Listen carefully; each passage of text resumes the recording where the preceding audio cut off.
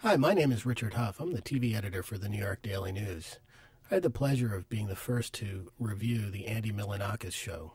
It's not a surprise, but I thought it sucked. Let me read my review for you.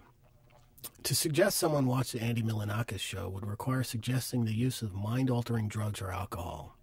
Having watched a tape of the premiere episode, being under the influence is about the only way I can see someone sitting through a full show. Milonakis looks like a pudgy 16-year-old. Think Wayne Newton, but instead of singing, Milonakis attempts comedy. Attempt, of course, being the key word. However, the Andy Milonakis show reeks of bad public access. Milonakis' weekly series is based out of his Lower East Side apartment and filled with thankfully brief bits, a few funny, most not very inventive, and others just mean-spirited. For instance, in one segment, Milonakis walks up to unsuspecting senior citizens. "Mr. Kapuknik, thanks for the tapioca pudding. It was great," he says to one.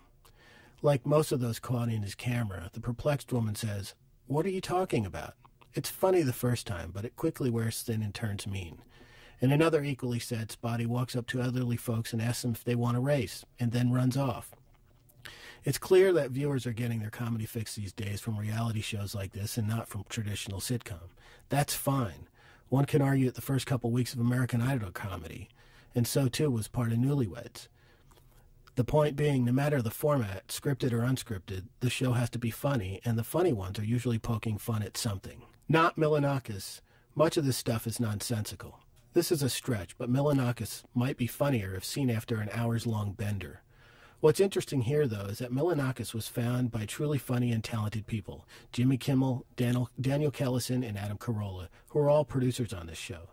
Yet Milonakis couldn't hold a candle in terms of creativity to any of the producers.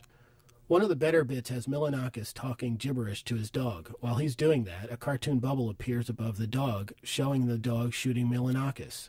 That's funny, largely because when the show was over, I wanted to kill myself, or short of that, hit the bottle. The end.